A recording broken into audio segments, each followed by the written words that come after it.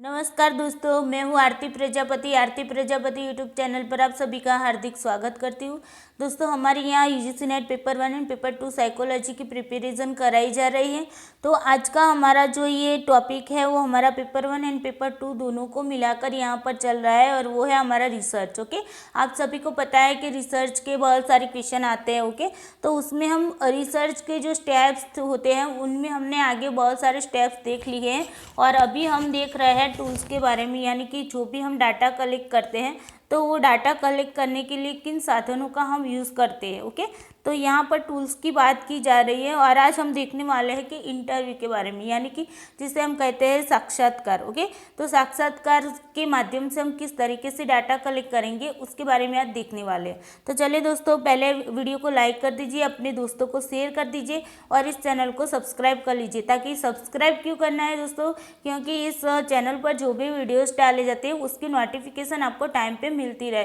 कहीं ऐसा ना हो कि आप कोई वीडियो देखना भूल जाए और उसी के रिलेटेड अगर क्वेश्चन एग्ज़ाम में आ जाते हैं तो फिर आपको लगेगा यार मैंने ये वीडियो देखा होता तो अच्छा होता, काश 1-2 मार्क्स मेरे आ जाते हैं ना। तो ऐसी कंडीशन ना बने, इसीलिए मैं आपको हर रोज़ बोलती हूँ कि इस चैनल को सब्सक्राइब कर लीजिए। इसमें ना ही आपको कोई पैसे लगाने हैं या ना ही आपका कोई यहाँ पर समय बर्बाद होने वाला है। ओके, तो चलिए दोस्तों, चलता है टॉपिक की ओर। सबसे पहले दोस्तों देख लेते हैं कि साक्षात्कार यानी कि इंटरव्यू की जो परिभाषा है वो क्या है।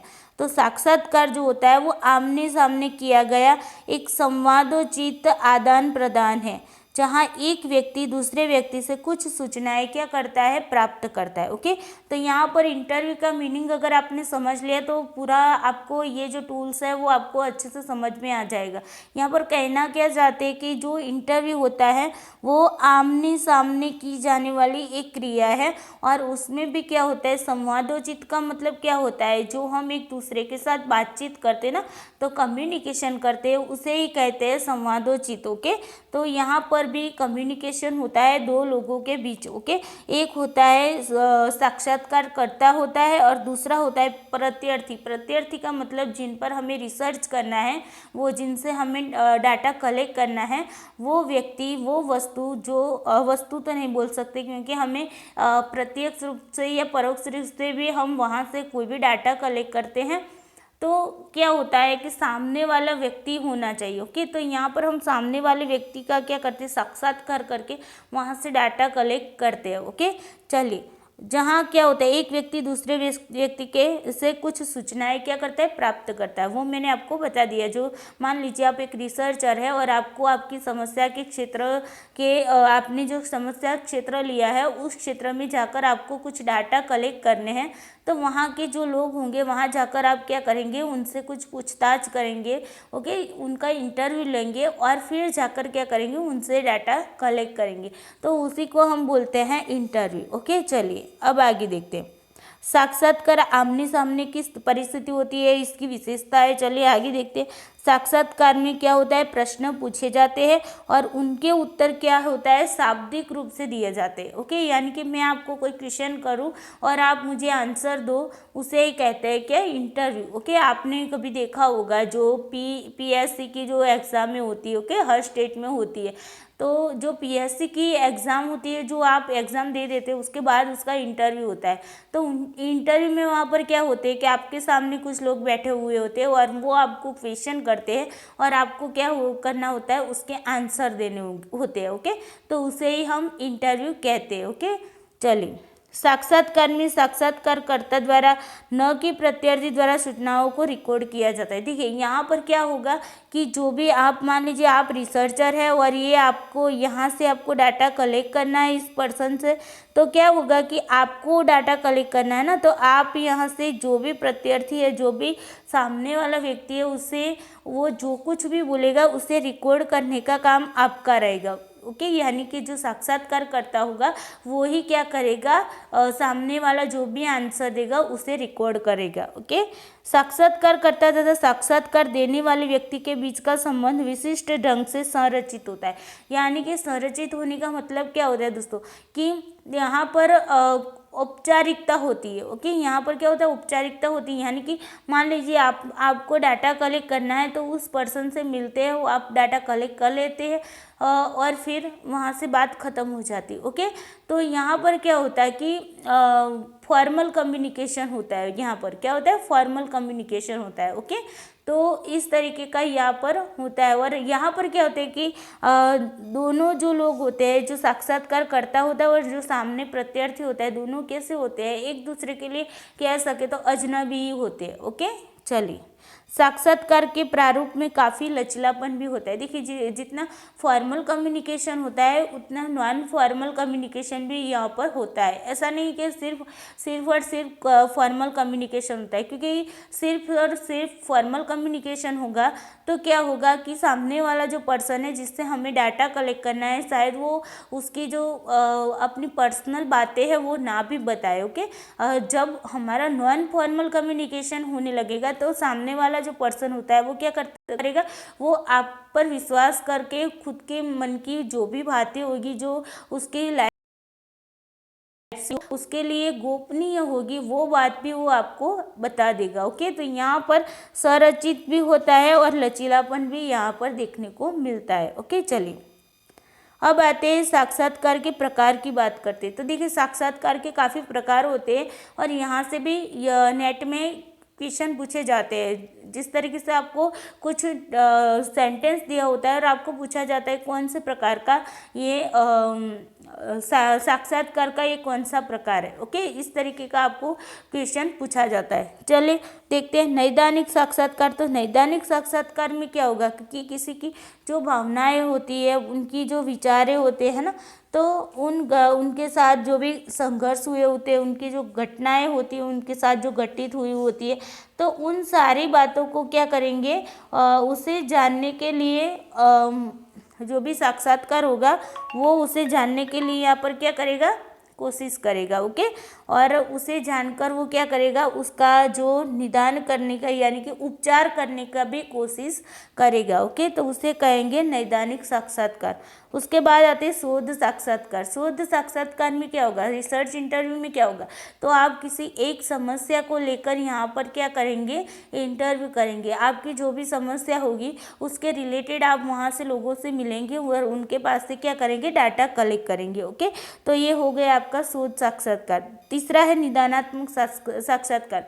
तो निदानात्मक साक्षात्कार कब यूज़ किया जाता है, तो दोस्तों जैसे कि नैदानिक मनोविज्ञान होता है तो वहाँ पर क्या होते हैं, जो मनोरोगी होते हैं तो उनके जो मनोरोगी है, उनके जो मानसिक रोग है उनका निदान वहाँ पर किया जाता है। ओके, निदान करके उनका उपचार भी किया जाता है। मान लीजिए किसी कोई पर्सन है, उसे डिसऑर्डर की बीमारी है। ओके, तो वो मान लीजिए उसे एंजाइटी हो गई, तो उसकी एंजाइटी को समझने की कोशिश की जाती है और फिर उस एंजाइटी के जो रीज़न होते हैं उसे भी जानने की कोशिश की जाती है और फिर किस तरीके से उसकी ये एंजाइटी है वो दूर की जाए, उसके लिए भी उपाय किए जाते हैं।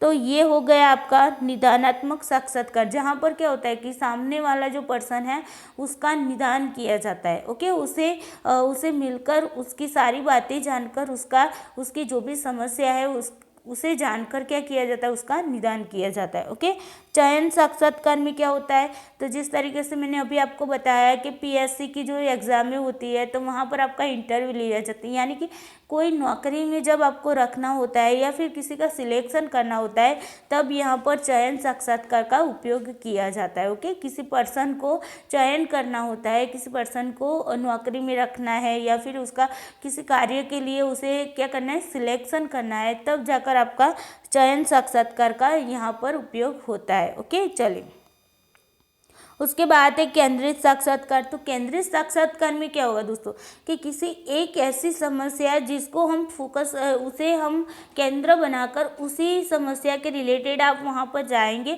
और फिर उसे कुछ प्रश्न करेंगे। मान लीजिए कि कोई ऐसी दुर्घटना घट गई। ओके, तो वहाँ पर आप चले जाएंगे दुर्घटना के स्थल पर और वहाँ पर जाकर आप लोगों से मिलेंगे और उनके पास से कुछ माहिती जो डाटा होंगे उसे कलेक्ट करने की कोशिश करेंगे।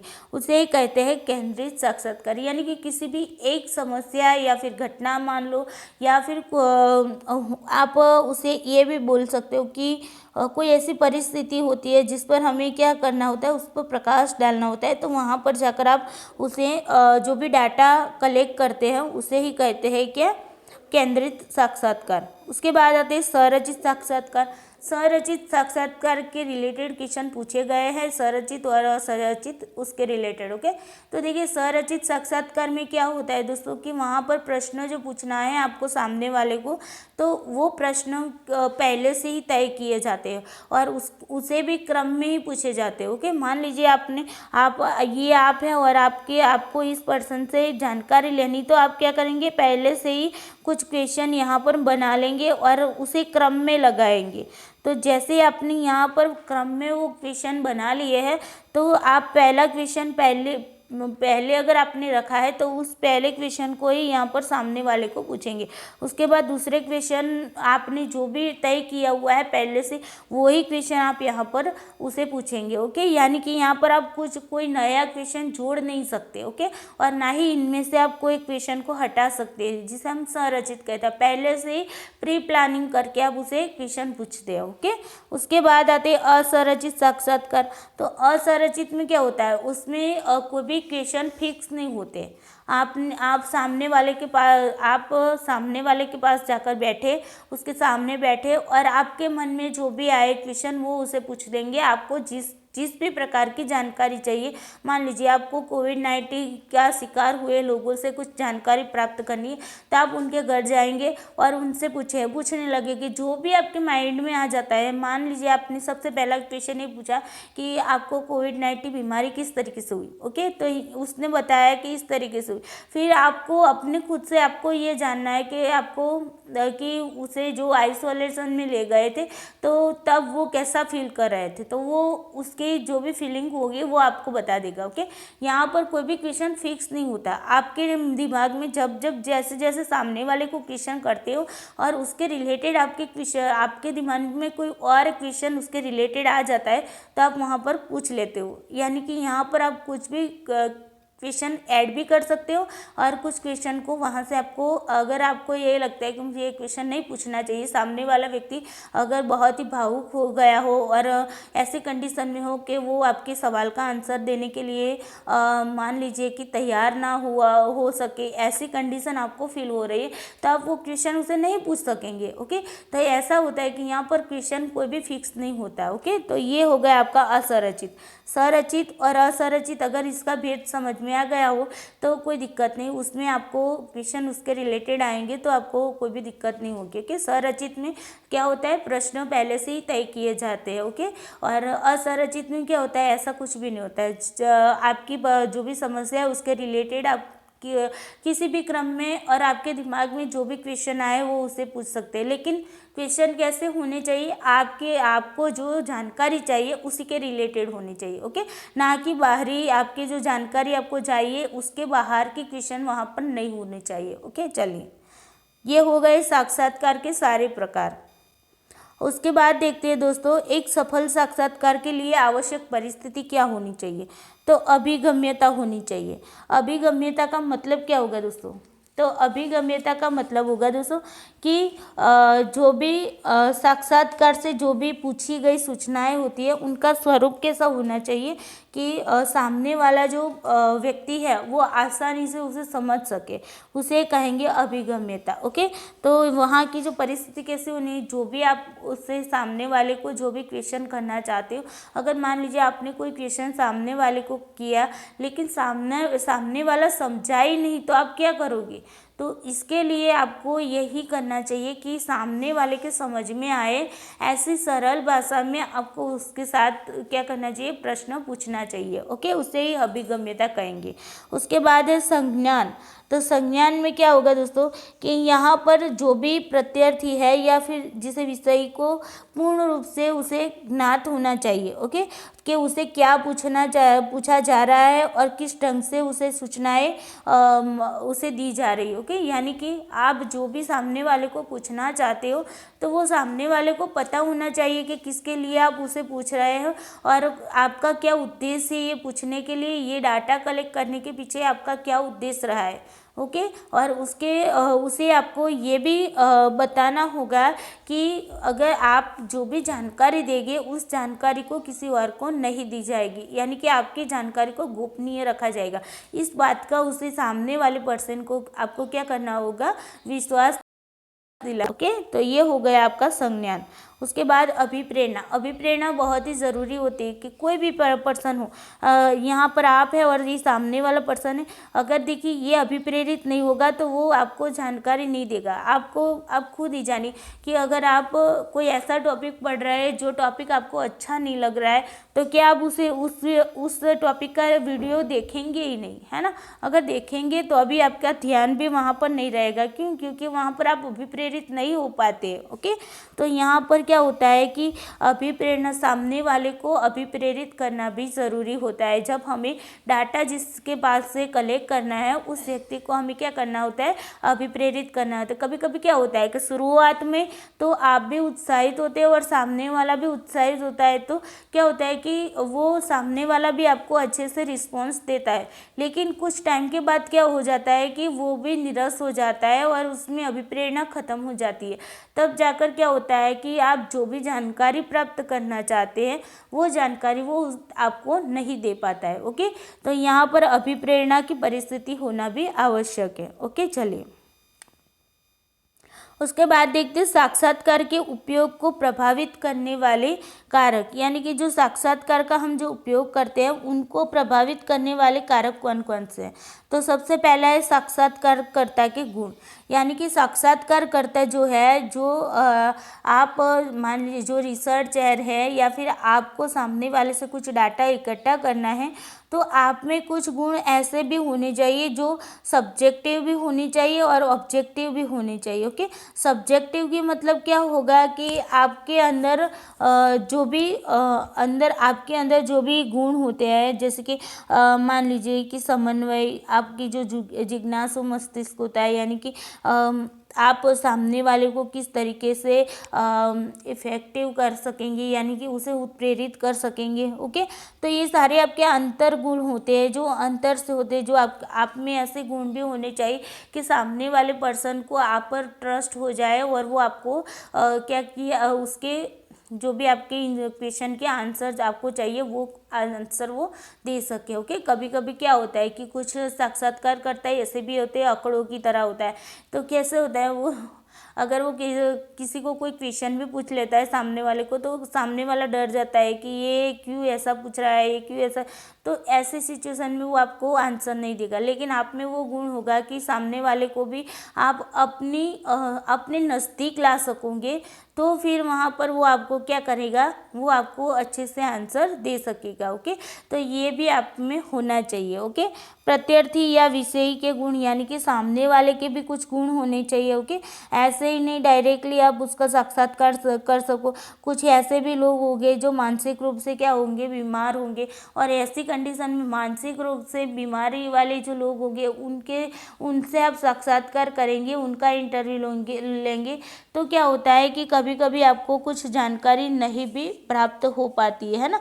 तो इसके लिए आपको सामने वाले में भी ये गुण देखने चाहिए कि इससे क्या मुझे मेरे समस्या के रिलेटेड मुझे आंसर मिल पाएंगे या नहीं मिल पाएगी, ये भी आपको यहाँ से तय करना होगा। अध्ययन की जाने वाली समस्या का स्वरूप भी स्पष्ट होना चाहिए। ओके, ना कि ऐसे आप सामने वाले को कुछ भी पूछो और सामने वाले को लगे कि ये मेरी बातें बाहर जाहिर कर देगा, तो वो क्या करेगा, वो आपको आंसर नहीं देगा। लेकिन आपको उसमें विश्वास बनाए रखना है, उसे अपने नज़दीक लाना है।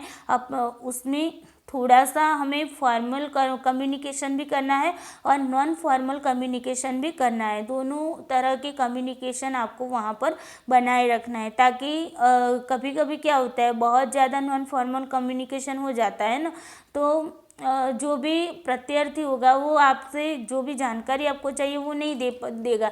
वो अदर बातों में आपको घुमा फिराता रहेगा। ओके, लेकिन ऐसा भी हमें नहीं करना है। कुछ फॉर्मल कम्युनिकेशन भी होना चाहिए, कुछ बातों में नॉन फॉर्मल भी होना चाहिए। ओके, तो ये थी आपके प्रभावित करने वाले कारक। उसके बाद देखते हैं साक्षात्कार के लाभ, यानी कि इंटरव्यू के लाभ क्या होता है। तो यहाँ पर क्या होता है, कम समय में हम वांछित सूचना, वांछित का मतलब क्या है, जो सूचना हमें चाहिए, जो हम इच्छते हैं, जो हमारी इच्छा है कि हमें ये आंसर मिलना चाहिए, ये सूचना मिलनी चाहिए, उसे हम कहते हैं वांछित। ओके, इच्छनीय सूचना। तो कम समय में हम वांछित सूचना भी प्राप्त की जा सकती है यहाँ पर। ओके, कम समय में गहन जानकारी भी आप प्राप्त कर सकते हो। किसी एक व्यक्ति इंटरव्यू लेंगे तो आप एक व्यक्ति को ही लेंगे, है ना, तो उनका इंटरव्यू जब लेंगे तो गहन रूप से आप उसके पास जानकारी प्राप्त कर सकोगे उसके बारे में। या फिर कोई घटना घटी, मान लीजिए कोई घटना घट गई और उसके बारे में आपको जानकारी चाहिए, तो आप क्या करोगे, उस पर्सन को अच्छे से एक जिस पर्सन ने घटना को देखा है उस पर्सन को आप अच्छे से पूछेंगे, पूछताछ करेंगे, तो गहन यहाँ पर जानकारी मिलेगी। ओके, जिस तरीके से आप अभी का हमारा करंट में ही देख लीजिए कि जो सुशांत सिंह राजपूत की जो डेट हो गई थी, तो उसके पीछे रिया चक्रवर्ती का हाथ है ऐसा माना जाता था। और फिर जो सीबीआई ने जांच की थी, तो उसमें क्या हुआ कि रिया की बहुत ही गहन रूप से सीबीआई ने जांच की थी। आप लोगों को सबको पता हो गया कि मीडिया में ये डेली आता था, है ना, और रिया की जितने दिन रिया को रिमांड पर लिया गया उन सारे डिटेल्स यहाँ पर मीडिया में बताए जा रहे थे।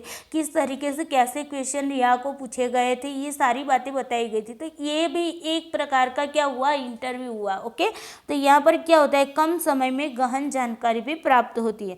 उचित प्रश्न पूछकर सही उत्तर प्राप्त कर पाना, यानी कि उचित प्रश्न पूछेंगे तो वहाँ से सामने वाला हमें सही आंसर भी देता है। ओके, अशाब्दिक संकेत प्राप्त हो पाना, यानी कि कभी कभी क्या होता है कि आप सामने वाले को कुछ क्वेश्चन पूछते हैं तो कभी कभी आंसर वो देता है तो उसके साथ साथ उसके जो शारीरिक हाव भाव होते हैं वो भी प्रकट हो जाते हैं। ओके, जिस तरीके से आंखें, अगर आपने ऐसा कोई क्वेश्चन पूछ लिया कि सामने वाले को गुस्सा आ जाए, ऐसा क्वेश्चन है, तो वो आंसर देते देते अपनी आंखें बड़ी कर देगा, है ना।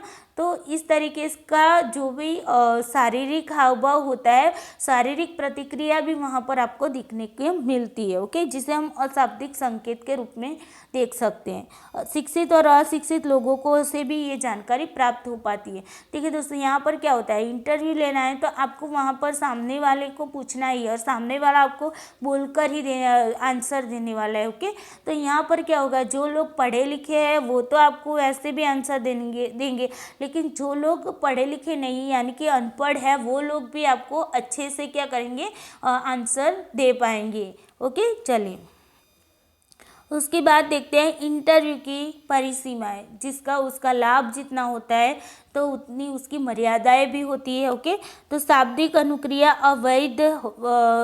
अधिक वैध नहीं होती है, यानी कि देखिए कभी कभी क्या होती है कि जो भी सामने वाला जो भी बोलता है वो सही होता है, ऐसा नहीं होता है, कभी कभी गलत भी होता है। जिस तरह से रिया चक्रवर्ती का जब इंटरव्यू लिया गया तो शुरुआती दौर में उसने बहुत कुछ गलत बताया था, है ना, तो अगर उस टाइम उसकी ये बातों को सिर्फ मान ली गई होती और उस पर से कुछ निष्कर्ष निकाला गया होता तो शायद वो निष्कर्ष कैसा होगा, अवैध होगा। ओके, तो ऐसी कंडीशन यहाँ पर भी बनती है। ओके, कभी कभी क्या होता है, सामने वाला हमें कुछ जानकारी सही ढंग से नहीं देता है, इसके कारण क्या होता है, जो भी निष्कर्ष निकलता है वो वैध नहीं निकलता। ओके, साक्षात्कारकर्ता का ध्यान प्रत्यार्थी द्वारा दी गई सभी क्रियाओं पर ठीक ढंग से नहीं पड़ता, जिसके कारण निष्कर्ष गलत भी होता है।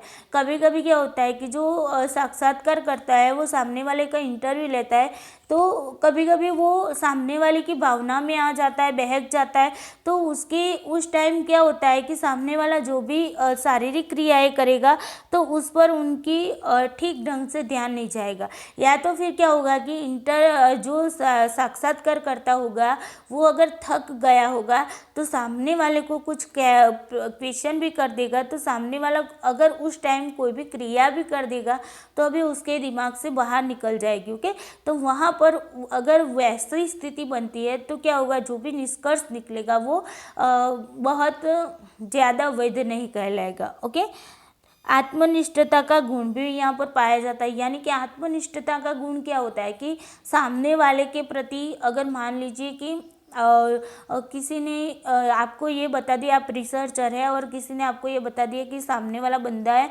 वो बहुत ही ख़राब है, तो आपके माइंड में अगर ये मेंटालिटी बन गई है कि सामने वाला व्यक्ति क्या है, गलत है, बुरा है। ओके, जो भी बताया है वो आपके माइंड में क्या हो गई, फिट हो गई। और फिर जाकर आप उसका इंटरव्यू लेते हैं, तो आप इंटरव्यू लेते वक्त भी आपका माइंड आपको यही बताता जाएगा जो बात आपको किसी दूसरे पर्सन ने बताई थी कि ये व्यक्ति गलत है, बुरा है। ओके, तो उसकी भी इफेक्ट आपके, जब आप उसका इंटरव्यू लेंगे तो वहाँ पर आप पर पड़ेगी। ओके, यानी कि इसमें भी क्या होगा, आत्मनिष्ठता का गुण पाया जाता है। साक्षात्कार संदर्भ एक साक्षात्कार से दूसरे साक्षात्कार तक समान नहीं रहता। ठीक है, आपने किसी एक पर्सन, एक ही घटना, यहाँ पर मान लीजिए ये बस स्टेशन है और यहाँ पर किसी का बैग चोरी हो गया और यहाँ पर बहुत सारे लोग खड़े थे। ओके, तो एक चोर था, चोर आकर बैग को चोरी करके सबके सामने लेकर चला गया। सबने इस घटना को देखा, आप जाते हो और सभी से पूछताछ करते हो तो स्वाभाविक है कि सभी लोग आपको सही आंसर नहीं देंगे। कुछ लोग आपको अलग आंसर देंगे, कुछ लोग, एक पर्सन है वो आपको बताएगा कि हाँ चोर इस तरीके से ऐसे लेकर गया बैग, दूसरा पर्सन आपको बताएगा नहीं ऐसा नहीं ऐसे ले गया। तो हर एक परिस्थिति एक ही थी, घटना एक ही समय घटी थी, सबके सामने घटी थी, फिर भी सबके आंसर अलग अलग आते। ओके, यानी कि इसके आधार पर आप कुछ निष्कर्ष पर नहीं निकल पाते। अगर एक निष्कर्ष पर निकलोगे तो यहाँ पर आपको दिक्कतें होगी, तो आपका यहाँ पर निष्कर्ष गलत होता है। ओके, तो यहाँ पर यही कहना चाहते कि साक्षात्कार संदर्भ एक साक्षात्कार से दूसरे साक्षात्कार तक समान नहीं रहता है। ओके, अंतर साक्षात्कार करता भिन्नता पाया जाता है। ओके, तो यानी कि यहाँ पर क्या होता है कि कुछ अपनी तरीके से भी सामने वाले के अंदर आपको भिन्नता पाई जाती है। आंकड़े संग्रह करने में ज़्यादा समय लगता है। अब देखिए, हर एक के पास आपको एक एक पर्सन को पूछना होता है, तो एक एक पर्सन से आप पूछकर अगर डाटा कलेक्ट करने जाओगे तो उसमें टाइम भी बहुत ज़्यादा लगेगा। ओके, सूचनाओं को रिकॉर्ड कैसे किया जाए, ये भी एक समस्या होती है। किस तरीके से आप सूचनाओं को रिकॉर्ड करेंगे, कब करेंगे, आपको पता नहीं। आपने कोई क्वेश्चन सामने वालों को पूछा, ओके, लेकिन सामने वाले ने कुछ क्वेश्चन मान लीजिए नहीं बताया, वो चाहता है कि मैं ये आंसर नहीं देना चाहता हूँ, तो आप कैसे रिकॉर्ड करेंगे इस बातों को। ओके, तो यहाँ पर कुछ बातें ऐसी भी होती कि कैसे कैसा साधन होगा जिसके कारण आप उसको रिकॉर्ड कर सकेंगे, ये सारी बातें भी यहाँ पर इम्पोर्टेंट होती है। ओके, तो ये भी एक इसकी मर्यादा हो गई। तो आई होप दोस्तों आपको अभी साक्षात्कार में जो त्रुटियाँ है उसके प्रमुख स्रोत क्या है उसके बारे में भी देख लेते हैं। ओके, तो साक्षात्कारकर्ता की मनोवृत्ति, मैंने मनोवृत्ति के बारे में आपको बताया, अभी बताया ना थोड़ी देर के बाद। क्या होता है कि सामने वाले के बारे में हमारे दिमाग में जो बात घुस जाती है और फिर जाकर आप उसका इंटरव्यू करते हैं, तो इंटरव्यू के वक्त वही बात आपके सामने आ जाती है और उसके वैसे सामने वाला पर्सन होता अच्छा है, फिर भी अगर आपके दिमाग में किसी ने ये बात घुसा दी है कि ये व्यक्ति ऐसा है, तो आप उसी बात को लेकर सामने वाले का क्या करोगे, इंटरव्यू करके उनको प्राप्तांक दे देंगे। ओके, तो इसकी इफेक्ट वहाँ पर होती है। प्रश्नों की अबोधगम्यता, प्रश्नों की अबोधगम्यता का मतलब होता है कि ऐसे प्रश्नों के जो सामने वाला नहीं समझ पाएगा। ओके, तो ऐसे क्वेश्चन अगर आप करोगे तो सामने वाला आपको जो भी आंसर देगा वो आंसर क्या होगा, गलत होगा। ओके, क्योंकि वो सामने वाला समझा ही नहीं है कि आपने क्या क्वेश्चन किया, किस संदर्भ में क्वेश्चन किया। ओके, जो बात आप उससे जानना चाहते, जिस अर्थ में जानना चाहते, अगर वो इंसान उसी अर्थ में समझता नहीं है उस बात को और और फिर जाकर आपको फीडबैक दे देता है तो वो आंसर कैसे होंगे, गलत होंगे। ओके, साक्षात्कार की परिस्थिति में हार्दिकता की कमी। कभी कभी क्या होता है, मैंने आगे आपको बताया कि कुछ साक्षात्कार आंकड़ों की तरह होते हैं, यानी कि बहुत ही स्ट्रिक्ट होते हैं। तो जब स्ट्रिक्ट होते हैं तब क्या होता है कि सामने वाला पर्सन है वो अपनी मन की बातें कहने के लिए वो घबरा जाएगा। ओके, मान लीजिए क्लासरूम है, क्लासरूम में किसी का कुछ चोरी हो गया और किसी लड़के ने बताया कि इसने मेरी पेंसिल चोरी कर ली। ओके, तो टीचर अगर जिस बच्चे ने चोरी की है पेंसिल की, अगर वह टीचर है वो उस बच्चे को पूछता है कि क्यों की चोरी तूने, कैसे की चोरी तूने, अगर देखिए इस तरीके से धमकाएगा तो सामने वाला बच्चा है वो डर जाएगा और वो सही बात नहीं बताएगा कि उसने चोरी की है या नहीं की है, अगर की है तो क्यों की है, इन सारी बातों का आंसर नहीं दे पाएगा। ओके बच्चा, लेकिन अगर टीचर ये बोलेगा कि बेटा तुमने चोरी की है, अगर कोई बात नहीं चोरी की है तो क्यों की, तू मुझे बता, तुझे पेंसिल की ज़रूरत थी ना, मैं तुझे दे दूँगी, चल अब मुझे सही बता दे। अगर प्यार से बात करेंगे तो सामने वाला बच्चा भी प्यार से सब कुछ बता देगा कि हाँ टीचर मैंने चोरी की थी और इसकी वजह से की थी, ये सारी बातें बता देगा। ओके, तो यहाँ पर कहने का मतलब क्या होता है कि परिस्थिति में क्या होनी चाहिए, हार्दिकता होनी चाहिए। ओके, यानी कि सामने वाले को आपकी ओर खिंचाव होना चाहिए, सामने वाला सामने से आपको सारी बातें बता दे, ऐसी परिस्थिति का निर्माण आपको करना होता है। ओके, प्रत्यार्थी प्रेरणा की कमी। अभी कभी क्या होता है कि प्रत्यार्थी में प्रेरणा नहीं जागृत हो पाती। ओके, जैसे कि मैंने आपको बताया कि अगर वो प्रेरित नहीं होगा तो आपको सही ढंग से सही आंसर नहीं मिलेगा। ओके, फिर साक्षात्कार की लंबी अवधि। कभी कभी कहते हैं सबसे अच्छा साक्षात्कार अगर माना जाए तो 10 से 15 मिनट का होना चाहिए।